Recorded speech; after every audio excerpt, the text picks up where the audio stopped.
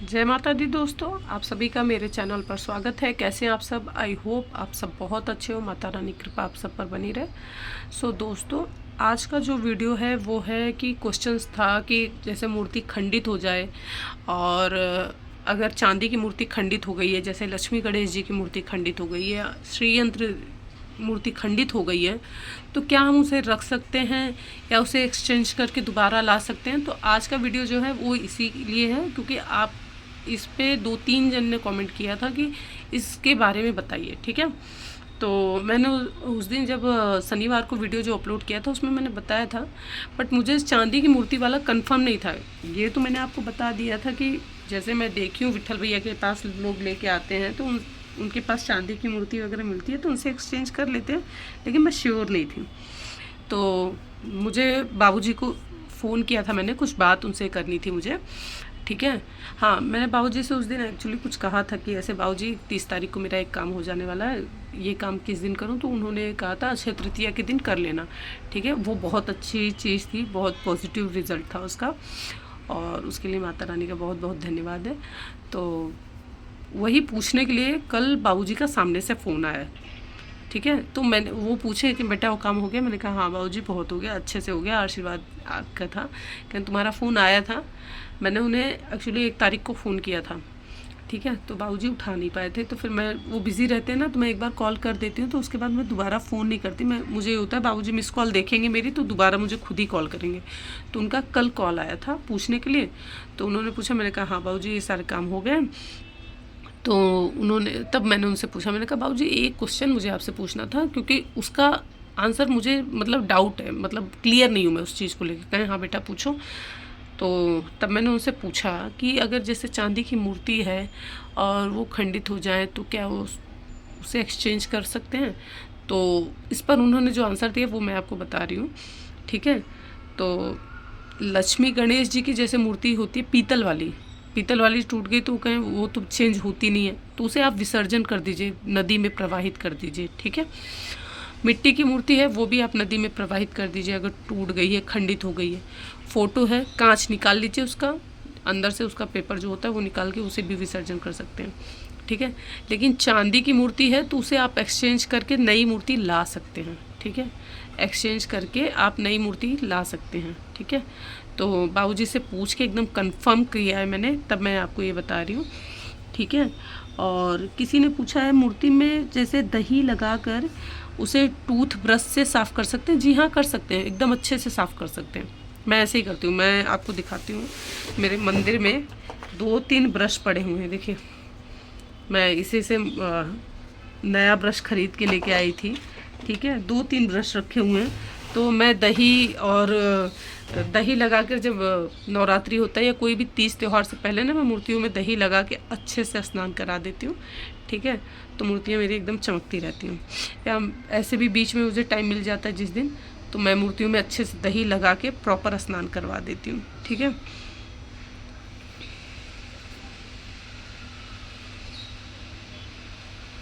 पूर्णा जी का एक क्वेश्चन था, दिवाली के दिन सभी देवी देवता और यंत्र स्थापित कर सकते हैं डेली पूजा के लिए? गणेश जी और दोनों हाथ जोड़ी हुई गौरी माता जी को प्रणाम मुद्रा में हैं, उन्हें स्थापित कर सकते हैं?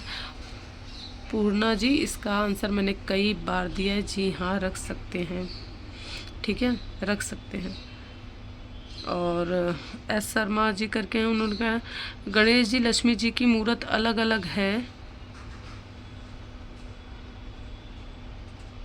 आगे इन्होंने पूछा नहीं है। ठीक है, अलग अलग है तो अच्छा है, रख सकते हैं। ठीक है, और अनुज का धनतेरस शनिवार मंगलवार गुरुवार को है तो झाड़ू नमक कपड़ा खरीद सकते हैं? जी हाँ ले सकते हैं, बिल्कुल ले सकते हैं।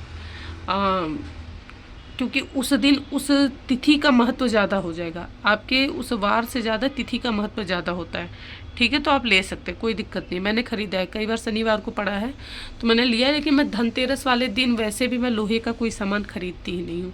ठीक है, और स्टील के बर्तन मैं पहले ख़रीद लेती हूँ, मैं धनतेरस से लेके दिवाली तक, जैसे 5 दिन का त्यौहार होता है ना, उस बीच में कोई लोहे की चीज़ें नहीं खरीदती, कोई स्टील का सामान नहीं खरीदती, और ना ही मैं तेल खरीदती हूँ और मतलब जैसे वो सारी चीज़ें मैं नहीं लेती।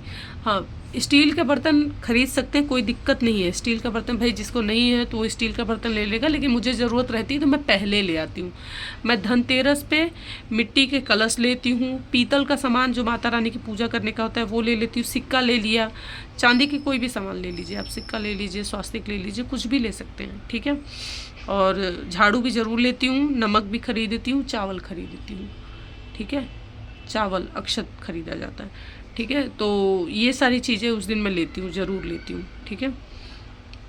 तो आप ले सकते हैं चाहे वो किसी भी दिन को पड़े, लेकिन अगर धनतेरस है तो धनतेरस वाले दिन ये चीज़ लिया जाता है। तेल और लोहे की चीज़ें मैं पूरे 5 दिन के दिवाली का जो त्यौहार होता है उसमें लेती ही नहीं हूँ।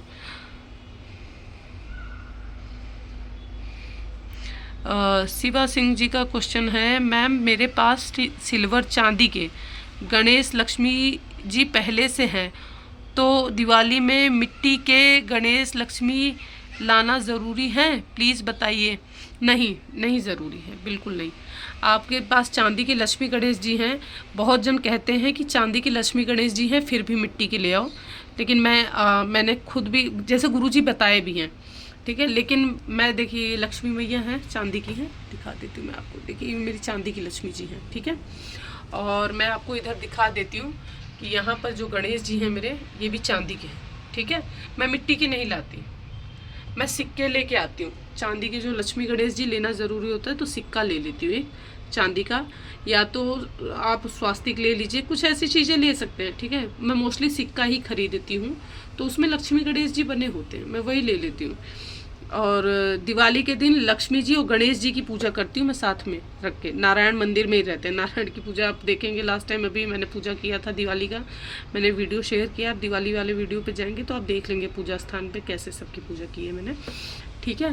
तो कोई ज़रूरी नहीं है, आप सिक्का ले लीजिएगा वही बहुत है। लक्ष्मी गणेश जी खरीद शुभ किए जाते हैं, ठीक है, तो आप ले सकते हैं। चांदी के हैं तो कोई ज़रूरत नहीं है आपको मिट्टी वाले लेने के लिए।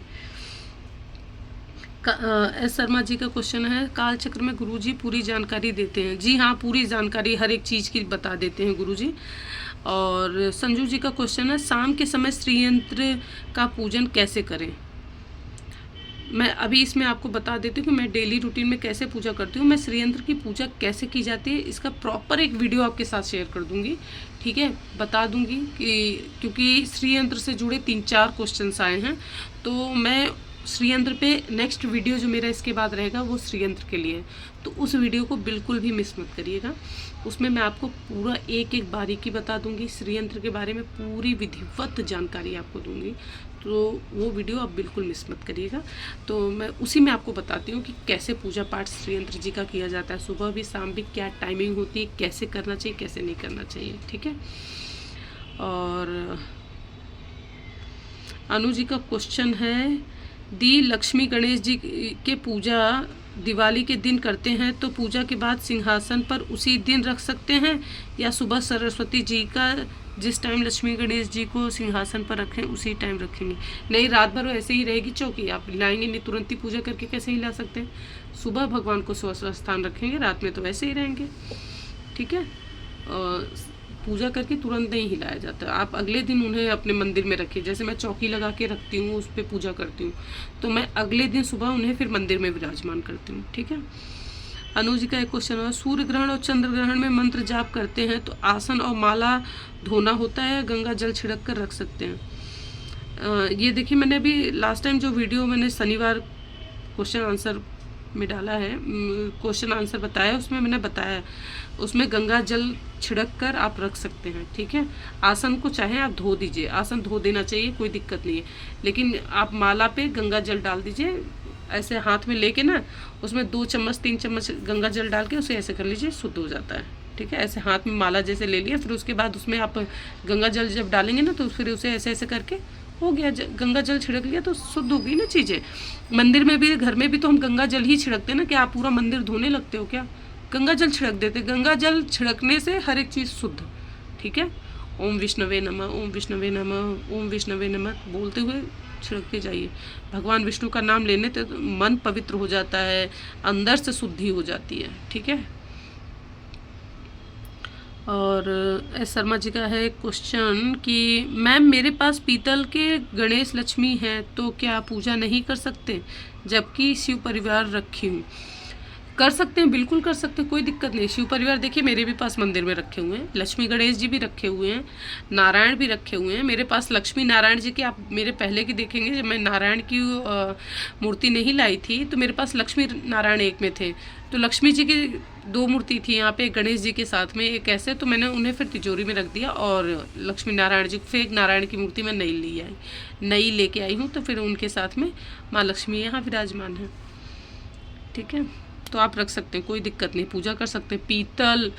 पीतल का रख सकते हैं आप, मिट्टी के रख सकते हैं आप, स्फटिक के रख सकते हैं, कोई दिक्कत नहीं है, चांदी के रख सकते हैं, कोई प्रॉब्लम नहीं है इसमें। पूर्णा पांडे जी का है, आपने बताया नहीं जल को क्या करना है और किस दिन चावल और सुपारी बदलना है। अच्छा, ये इन्होंने जो लास्ट टाइम शायद क्वेश्चन पूछा था कि मंदिर में जो चावल या अक्षत वो करके रखे हैं, जल बदलना ही नहीं होता क्योंकि आप वो गंगा जल रखे हो ना, वो दिवाली पे ही चेंज होता है। बहुत जन दिवाली पे ही बदलते हैं, जैसे दिवाली पे भर के रख देंगे और फिर वो दोबारा दिवाली पे ही उसे खाली करते हैं। आप किसी भी पौधों में डाल दीजिए वो जल, ठीक है, और वो दिवाली पे ही चेंज किया जाता है, पूरे साल रखा जाता है। अगर आप मंदिर में जैसे कलश भर के रखते हैं तो उसमें गंगा जल, बस उसे खाली मत होने दीजिए, सूखने मत दीजिए, उसे भरते जाइए। ठीक है, आप दिवाली के दिन कर दीजिए, 1 साल पर पानी बदला जाता है, उसमें सिक्का डाल के रखते हैं।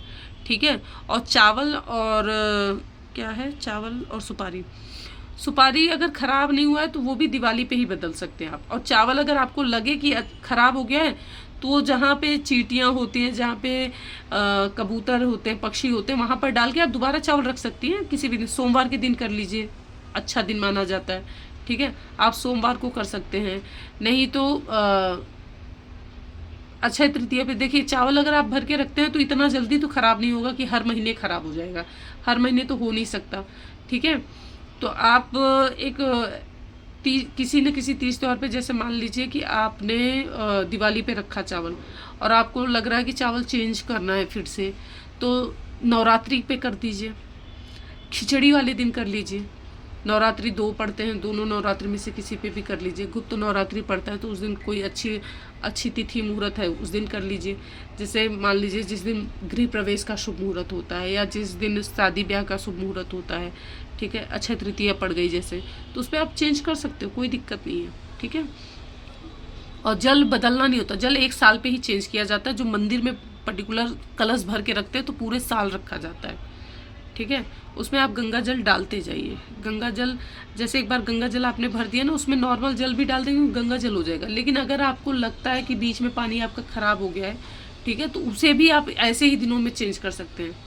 जैसे मान लीजिए नवरात्रि में कलश भरा जा रहा है, दोबारा कलश भर के रख दीजिएगा, वैसे वो पानी ख़राब नहीं होता, रखा है मैंने भी, तो पूरे साल रहता है, कोई दिक्कत नहीं होती, ख़राब नहीं होता। और अच्छत भी आपको बार बार चेंज करने की ज़रूरत नहीं पड़ती। अच्छत भी आपको मतलब जैसे 6 महीने में ही चेंज करना पड़ेगा, 3-4 महीने में चेंज करना पड़ता है। ठीक है, तो ये मैंने बता दिया है। सुपारी इतना जल्दी ख़राब नहीं होती, ठीक है, सुपारी भी जल्दी ख़राब नहीं होती। अगर आपको लगता है सुपारी भी ख़राब हो गई तो जब अच्छत बदल रहे हैं उसी समय सुपारी भी बदल दीजिएगा। ठीक है, अनु जी का एक क्वेश्चन है, मूर्ति को पहले पानी से स्नान कराएं, फिर दूध से, फिर पानी से, फिर दही से, फिर पानी से, फिर इसी क्रम में मूर्ति का अभिषेक होता है? नहीं, ऐसा नहीं होता। मूर्ति को आप पहले जल से स्नान कराते हैं, फिर दूध, दही, फिर उसके बाद घी से, शहद से, गन्ने के रस से, फिर जल से, ऐसे होता है। ठीक है, हर बार आप दूध डालें फिर जल डालें, ऐसे नहीं होता। ठीक है, आप पहले जल से, फिर उसके बाद दूध से, दही से, घी से, शहद से, और चीनी हो गया, नहीं चीनी, गन्ने का रस मिल जाए, नहीं गन्ने का रस मिले तो चीनी, और उसके बाद पंचामृत से मिक्स करके स्नान करवा दीजिए, फिर जल से स्नान करवाइए भगवान जी को। ठीक है,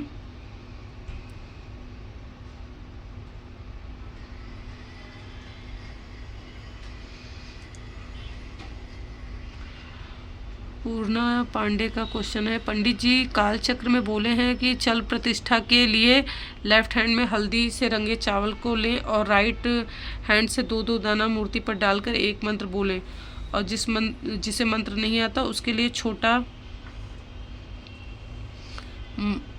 मंत्र बताए थे, छोटा मंत्र कौन सा है बताएं। मुझे ऐसे ध्यान नहीं आ रहा, ठीक है। अगर गुरुजी ने बताया तो मैं ज़रूर चेक करूँगी, ठीक है। और बाकी तो मैं मेरे पास पुस्तक है, मैं उसमें से देख लेती हूँ, नहीं तो ना मैं उसमें चला देती हूँ वीडियो में, ठीक है। मैं यूट्यूब पे चला देती हूँ और उस पर मंत्र चलता रहता है। जैसे उसमें आप वो करेंगे ना, चल प्रतिष्ठा के लिए मंत्र, स्थापना मंत्र, तो उसमें चलता रहता है। आप यूट्यूब पे चला दीजिए और दूध दाना छिड़कते रहिए। एक बार ऐसे गुरुजी ने बताया था दिवाली पे, ठीक है। दिवाली पे वो कालचक्र में पूजा करके प्रॉपर लाइव दिखाए थे। तो मैंने दिवाली वाले दिन उसमें जैसे जैसे मंत्र गुरुजी ने बोले थे ना, तो भाई एक साथ तो मंत्र इतना जल्दी कंठस्थ तो हो नहीं सकता हमें, तो मैंने वही चला दिया था। और जैसे जैसे गुरुजी उसमें स्थापना कराते गए थे, मंत्र बोलते गए थे, वैसे वैसे मैंने भी किया था, ठीक है। तो बाबूजी कहते हैं कि आप अपना मतलब भाव रखिए और आप चाहें तो चला सकते हैं उसमें, ठीक है। और नहीं तो आपके पास पुस्तक होगी तो उसमें से देख के, क्योंकि खंडित ना हो जाए ना, ध्यान उधर भी देना पड़ता है, तो इसलिए। और नहीं तो आप एक बार प्रॉपर स्थापना कराना चाहते हैं अच्छे से, माता रानी सामर्थ्य दी, तो आप पंडित जी को बुला लीजिए, वेद पाठी ब्राह्मण आ जाएंगे, वो स्थापना करा देंगे प्रॉपर। अनु जी का क्वेश्चन है, दी कोई पूजा और नवरात्रि में रविवार को मूर्ति हिला सकते हैं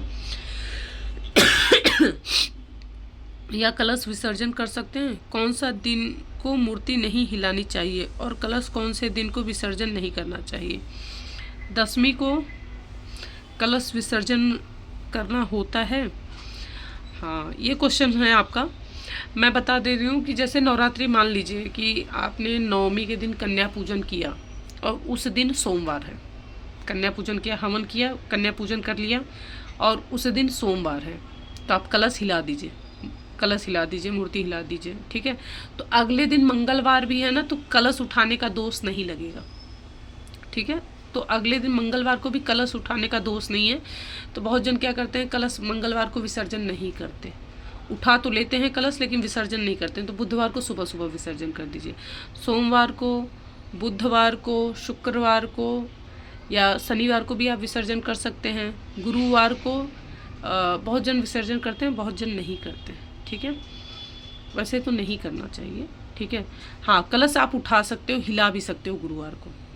गुरुवार को कलश हिला भी सकते हो, उठा भी सकते हो।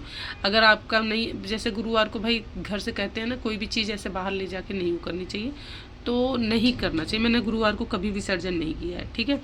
मैं मंगलवार और संडे, आइतवार मतलब रविवार को, ये 2 दिन विसर्जन नहीं करती और गुरुवार को भी अवॉइड कर देती हूँ। जैसे गुरुवार को उठा लूँगी, मैं शुक्रवार को सुबह सुबह ले जाके विसर्जन कर देती हूँ, ठीक है। मैं गुरुवार को विसर्जन नहीं करती, बुधवार को ले जाके कलश विसर्जन कर देती हूँ, सोमवार को भी किया है मैंने, शुक्रवार को भी किया है।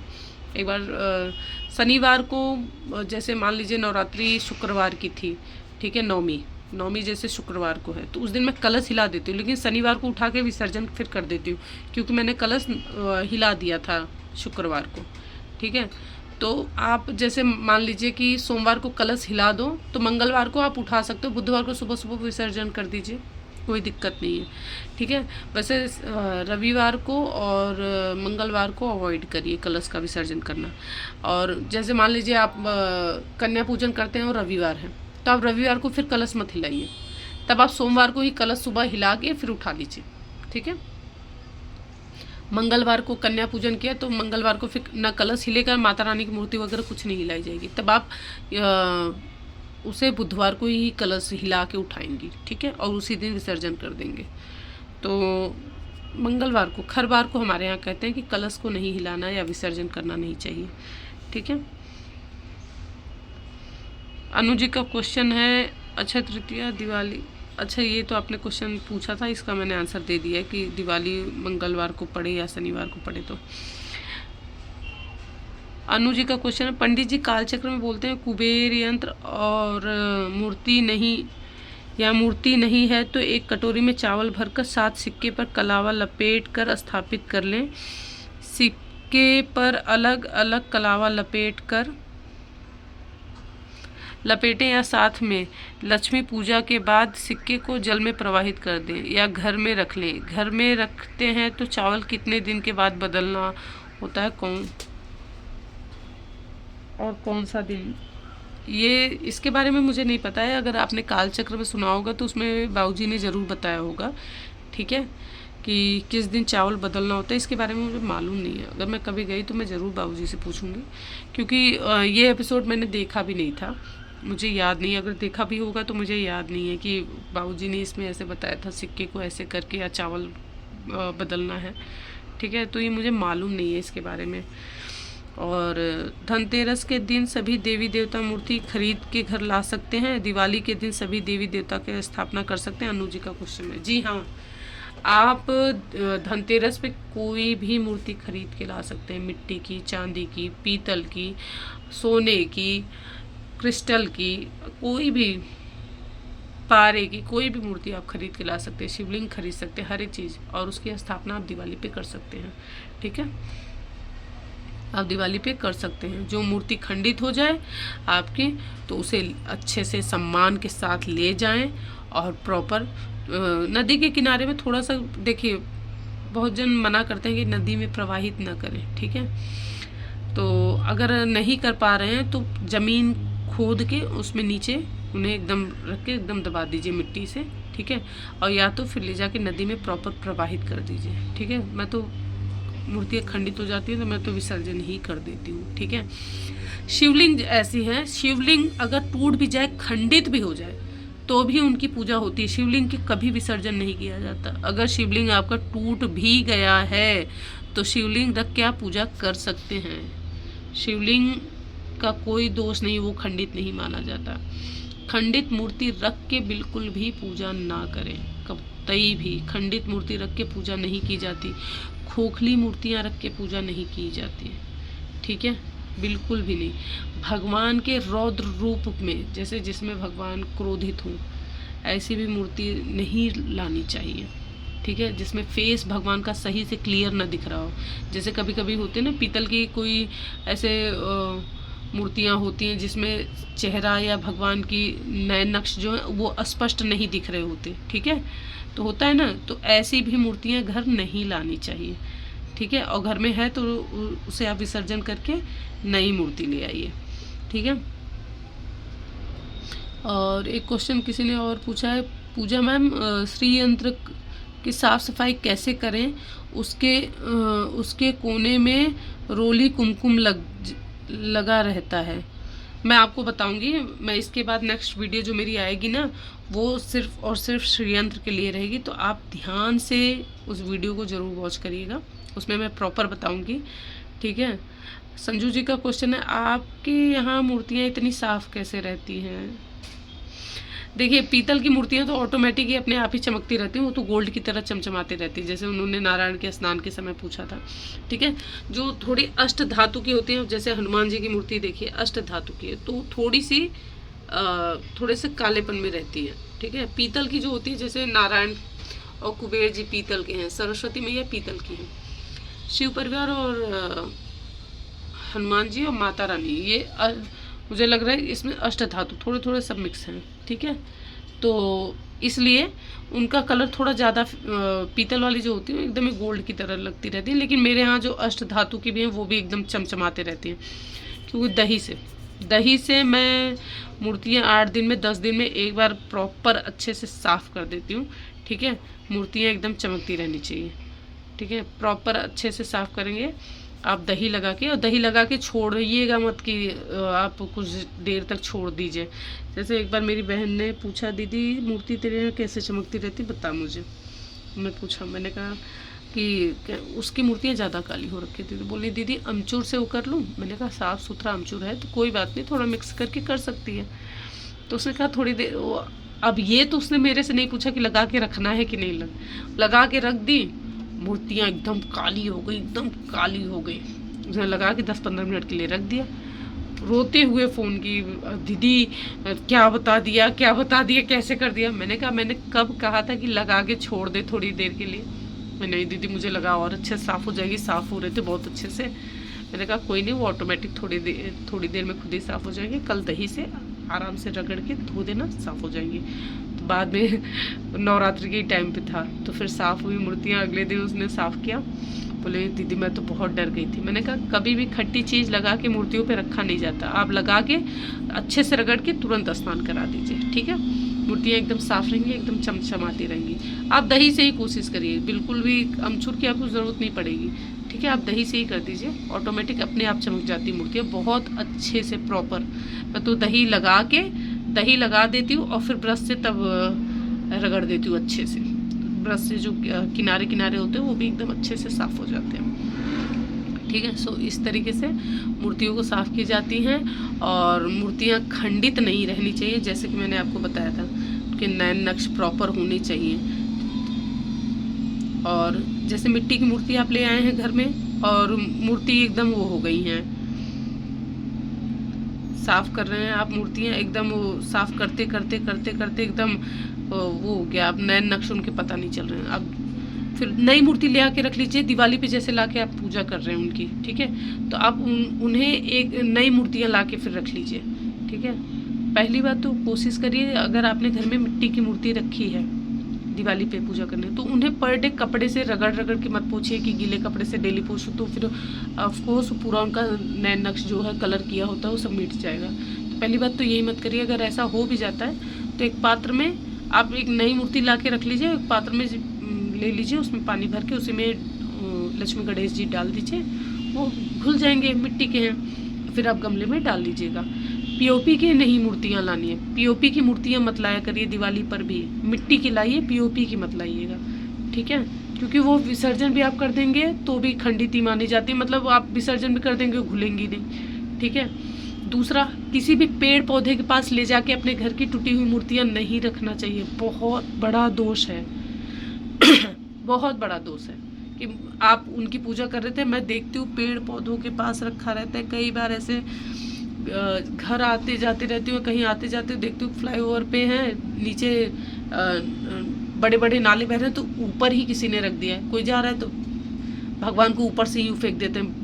विसर्जन पे देखते हो ऐसे नीचे से ऊपर से ऐसे छोड़ देते हैं भगवान को। इस तरीके से बिल्कुल मत करिए, प्रॉपर ले जाके उन्हें जल में प्रवाहित करिए अच्छे से, ठीक है। मूर्तियाँ रख रहे हैं तो थोड़ा सा भाई लगाव था, भगवान की पूजा पाठ कर रहे हैं। मूर्तियाँ खंडित हो जाती है, फिर भी विसर्जन करते समय जान निकल जाती है, मतलब जैसे कि ऐसा लगता है कुछ ऐसा आपके हृदय से कुछ निकाल लिया गया हो, ऐसा होता है, ठीक है।